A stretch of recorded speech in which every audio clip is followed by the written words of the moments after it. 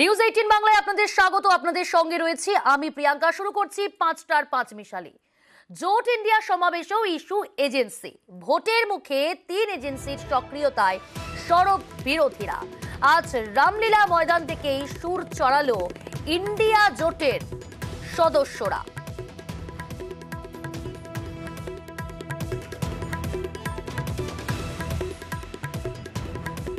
Stage से मैं केजरीवाल जी और सोरेन जी का भी नाम लेना चाहता हूं, क्योंकि वो आज यहाँ है नहीं, मगर दिल में हम सब एक साथ खड़े हैं। जब बेईमानी से एम्पायर पर दबाव डालकर, प्लेयर को खरीदकर, कैप्टन को डराकर मैच जीता जाता है। मैच शुरू होने से पहले 2 खिलाड़ियों को अरेस्ट करके अंदर कर दिया। नरेंद्र मोदी जी इस चुनाव में मैच फिक्सिंग करने की कोशिश कर रहे हैं। तो ये कैसा चुनाव हो रहा है? नेताओं को धमकाया जाता है, पैसे देकर सरकारों को गिराया जाता है, नेताओं को जेल में डाला जाता है। केजरीवाल जी को, सोरेन जी को ये पूरी की पूरी मैच फिक्सिंग करने की कोशिश की जा रही है। आज जो सत्ता में है वे अपने आप को राम भक्त कहलाते हैं। मुझे लगता है कि वे दिखावे में लिप्त हो चुके हैं। भगवान राम जब सत्य के लिए लड़े, उनके पास सत्ता नहीं थी। भगवान राम जब सत्य के लिए लड़े, उनके पास संसाधन नहीं थे।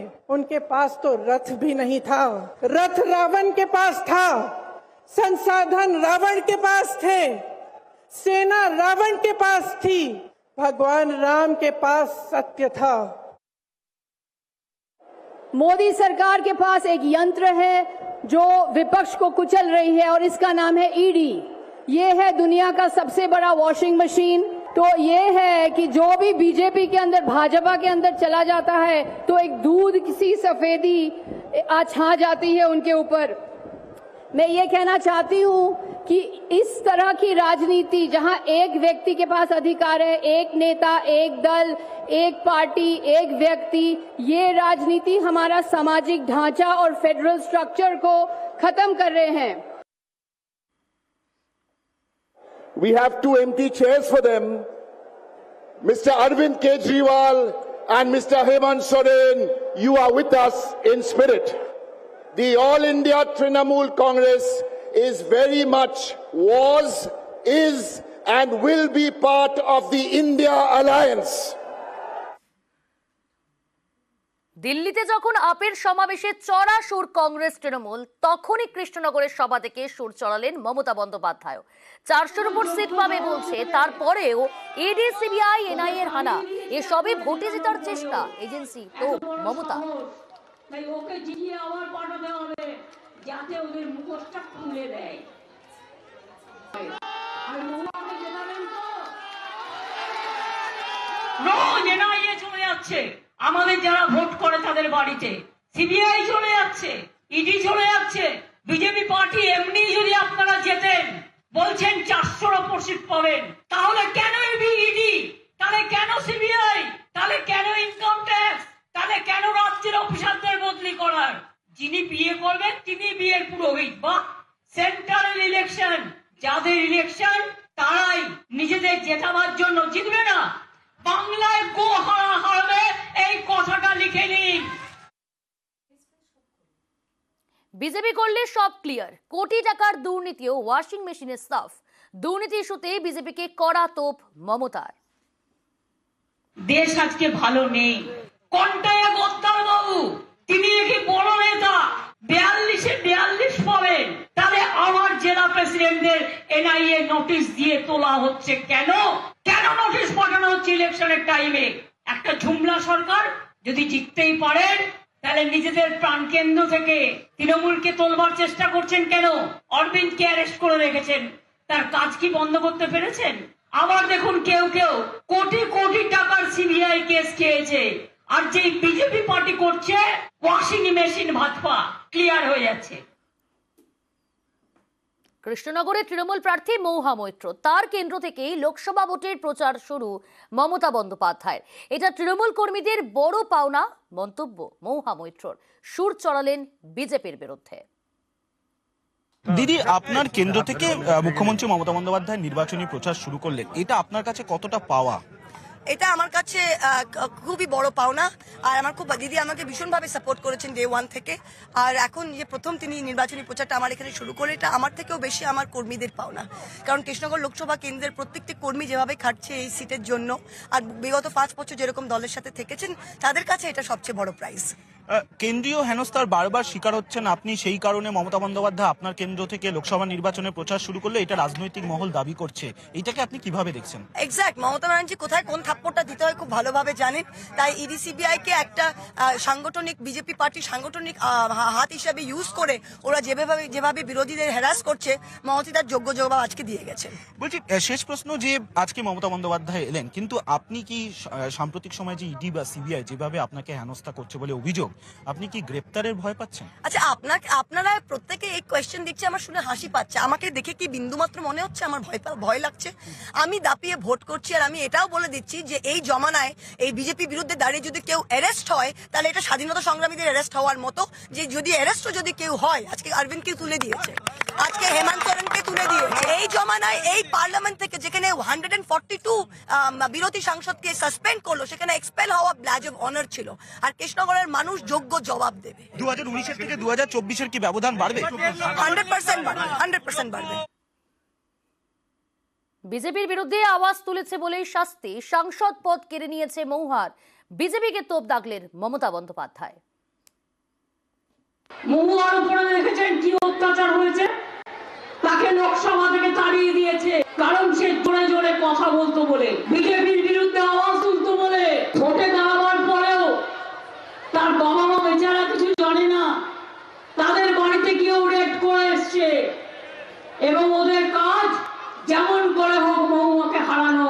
মহুয়াকেও আপনারা জেতাবেন, রানাঘাটেও জেতাবেন, বাংলায় 42টা সিটেই তৃণমূল কংগ্রেসকে জেতাবেন, তার কারণ আপনাদের স্বার্থে।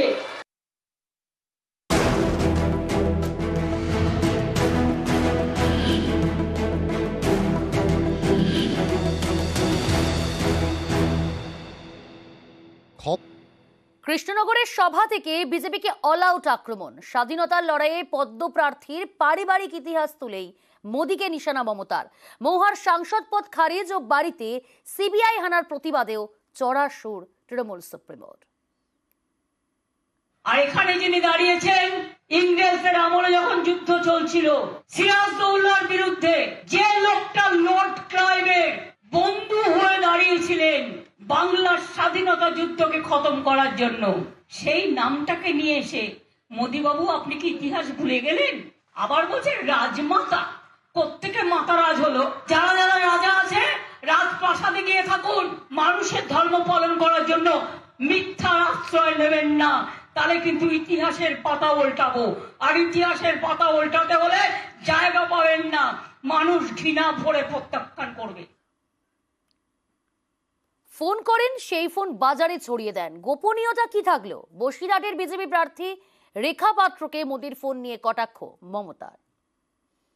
মিথ্যে কথা বলা ছাড়া আর কাউকে ফোন করে সেটা আবার বাজারে ছেড়ে দেয়, তাহলে ফোনের সিক্রেসি কি থাকলো? আপনি সিক্রেসি উল্লঙ্ঘন করছেন। পেগাসাসের দরকার নেই, নিজেরাই মেগাসাসনে বসে আছেন।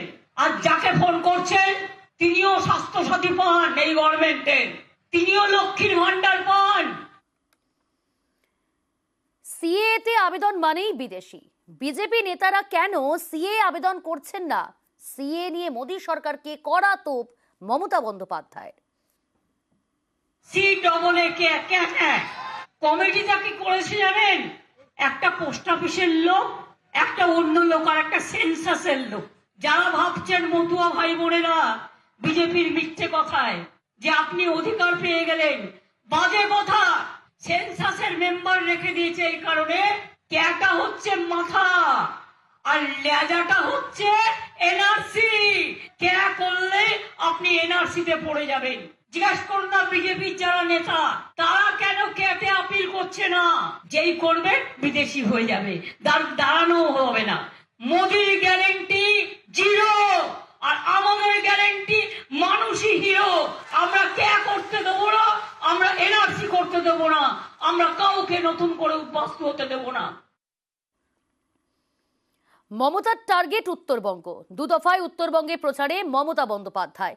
4 এপ্রিল থেকে উত্তরবঙ্গে প্রচার মমতার। কোচবিহার, জলপাইগুড়ি, আলিপুরদুয়ারে মমতার প্রচার।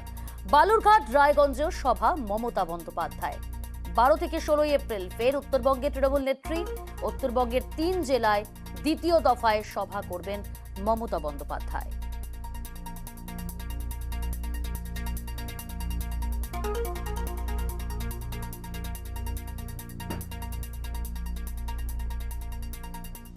এদিকে প্রচারে অসমে যাচ্ছেন মমতা বন্দ্যোপাধ্যায়। এ রাজ্যের পাশাপাশি ভিন রাজ্য প্রচার করবেন মমতা বন্দ্যোপাধ্যায়।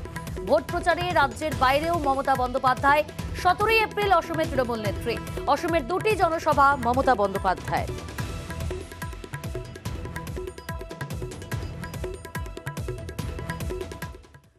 টার্গেট 24, 2 ধাপে উত্তরবঙ্গে প্রচারে ঝড় মমতার। 4 থেকে 5 এপ্রিল প্রথম দফার 3 আসনে দুদিনের সফর।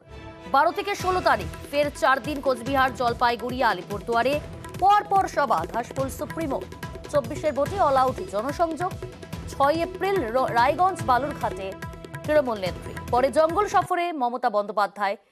7 তারিখ পুরুলিয়া, 8 বাঁকুড়া। ভিন রাজ্য প্রচারে জোর। 17-18 অসমে ঘাসফুল সুপ্রিমো। এর পাশাপাশি উত্তরবঙ্গেও মুখোমুখি মোদি মমতা। 4 এপ্রিল কোচবিহারে মোদি মমতার প্রচার। একই দিনে কোচবিহারে মোদি মমতার সভা। 4 এপ্রিল কোচবিহারের রাসমেলা ময়দানে মোদির জনসভা। 4 এপ্রিলই কোচবিহারের মাথাভাঙায় মমতার সভা।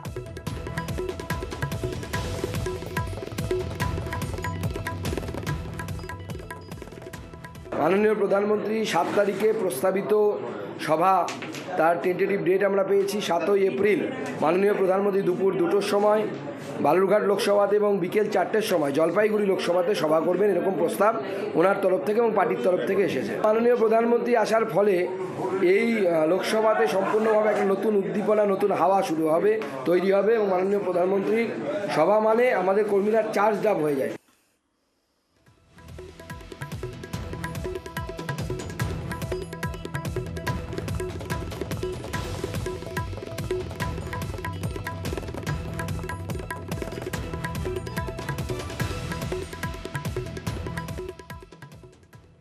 ফের বেলাগাম দিলীপ ঘোষ। কমিশনের সোকজের জবাবদিহির পরেও বেলাগাম দিলীপ ঘোষ। এবার মুখ্যমন্ত্রীর দুর্ঘটনা নিয়েও কটাক্ষ বিজেপি প্রার্থীর। এতদিন কেন প্রচারে নন মমতা? ভোটের আগে চোটের রেসিপি। এবার আর আবেগের ভোট হবে না। বর্ধমান দুর্গাপুরের বিজেপি প্রার্থীর মন্তব্যে ফের বিতর্ক।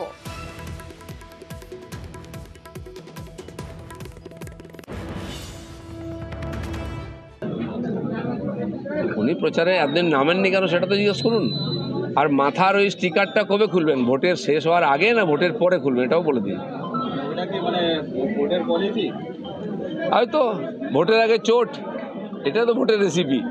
হাত পা ভাঙবে, মাথা ভাঙবে, কোথাও কোথাও চোট লাগবেই। আর ওই ইমোশনাল ভোট আর হবে না। সোনা দেওয়া গরুর দুধ খেয়ে ছোট থেকে বড় হয়েছেন, তার মস্তিষ্কে দুর্বলতা মারাত্মক এবং এটাই দিলীপ ঘোষের বৈশিষ্ট্য। তার কারণ ভারতীয় জনতা পার্টি দলটা একটা নারী বিদ্বেষী রাজনৈতিক দল, আর তারই ধারক বাহক হচ্ছেন দিলীপ বাবু। এর আগেও তো তিনি বলেছেন মানে বিজেপি দলটা কতটা নারী বিদ্বেষী এই কথার মধ্যে দিয়ে সেটাই প্রমাণ হয়।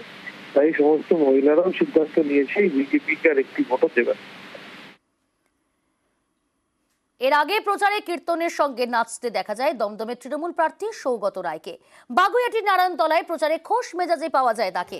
প্রচার মঞ্চেই গানের সঙ্গে হালকা ছন্দে নাচতে দেখা যায় দমদমের তৃণমূল প্রার্থীকে।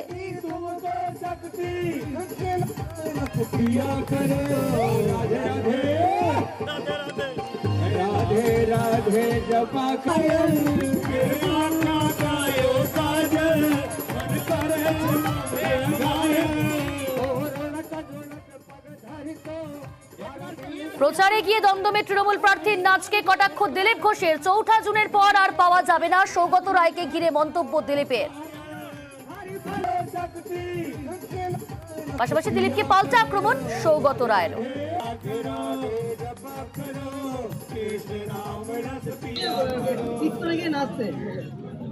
নেচে নিন, শেষ ইলেকশন তো, 4 জুনের পরে রিটায়ার্ড হয়ে যাবেন। ঘোষকে খুঁজে পাওয়া পার্টি ওকে শোকজ করেছে, ইলেকশন কমিশন ওকে শোকজ করেছে, সারা দেশ ওকে নিন্দা করেছে, ওকে খুঁজে উনি উল্টোপাল্টা কথা বলে খবরে থাকতে চাইছেন। ভোট প্রচারে গিয়ে দিলীপ ঘোষকে নিশানা কীর্তি আজাদের। রবিবার সকাল থেকে বর্ধমান দুর্গাপুর কেন্দ্রে তৃণমূল প্রার্থী কীর্তি আজাদের প্রচারে গিয়ে দিলীপ ঘোষকে ঘিরে মন্তব্য কীর্তি।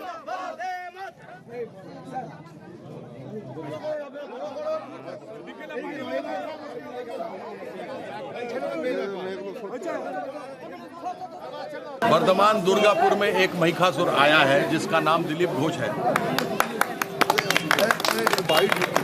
वह पहले मां दुर्गा का अपमान किया था, अब दीदी का अपमान किया है कि पागल की ना बोले और खागर छागर की ना खाओ। ये इसका यही हाल है, इसलिए इसको ज्यादा ध्यान नहीं देना है। ये पागलपन से बिल्कुल खत्म हो चुका है। इसको मालूम है ये लाखों वोट से हार रहा है, इसलिए अनाप शनाप कुछ बोल करके न्यूज में रहना चाहते हैं। একটাই বলবো, আগে পার্টি সামলা, তারপরে দেখবি বাংলা। আর টিএমসি ঝামেলা মেটাতে মেটাতে ভোট পার হয়ে যাবে। উনি আমাকে ধমকি দিচ্ছেন, চমকি দিচ্ছেন, ওনার পার্টির লোকেদের সামলান। ওকে বাংলা আগে জানতে বলুন। ও কি বলছে বাংলা লোক বুঝতেই পারছে না, ও কি বলে লাভ কি আছে।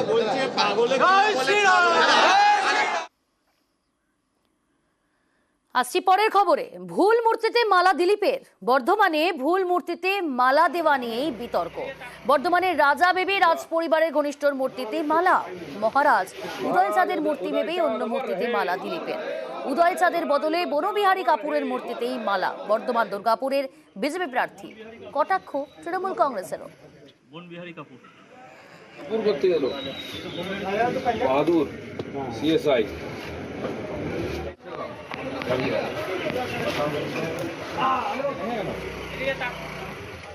वाह, महाराज उदय चांद अमर रहे, महाराज उदय चांद अमर रहे।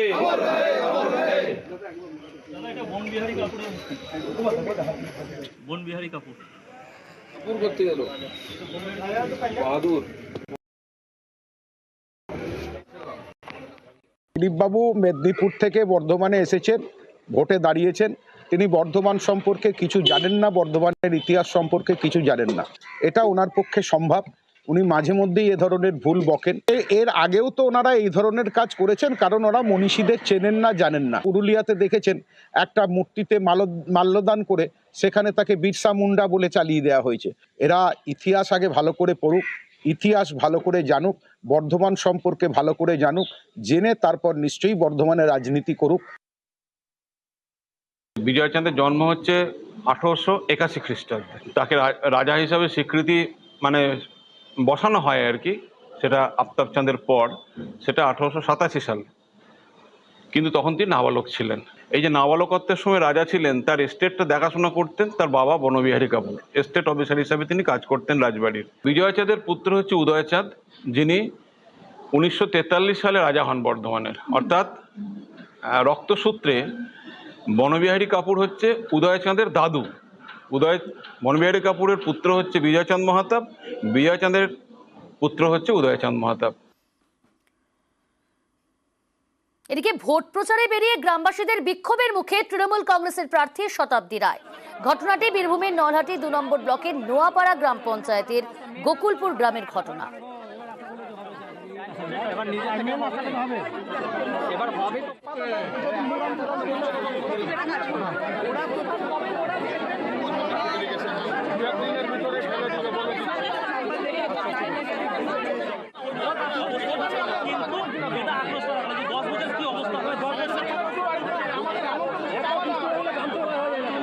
রাস্তা মেন রাস্তাও খারাপ, রাস্তা ভালো কেন গো? এবার রাস্তাগুলো তো হবে, এবার নিজে মেন রাস্তাটা হবে, এবার হবে কোথায় গা দিয়ে তালা যেতে হবে? আমি কিছু জানি না। এই তালা যেতে হবে, ভোট দিই আমি দিব, এই তালা যেতে হবে, আপনি এই তালা যেতে হবে। দেখেন আপনি ওই তালা যেতে হবে, আপনি জানেন এই তালা যেতে হবে। এদিকে আপনি গিয়ে রাস্তার অবস্থা দেখেন, রাস্তাটা কি পরিস্থিতি, তারপরে আপনি বলবেন। এখন কি বললেন শতাব্দীকে কাছে পেয়ে আপনারা? আমরা বললাম রাস্তার জন্য বললাম, কিছু হবে। এখন আগে যা হয়নি ওটা ছেড়ে দাও, এখন হবে, ভোটটা দিয়ে জিতাও, তারপরে হবে, তাই বললো। 80 লক্ষ টাকা স্যাংশন হয়েছে। সেই 80 লক্ষ টাকা স্যাংশন হয়, তার মানে ইলেকশনের জন্য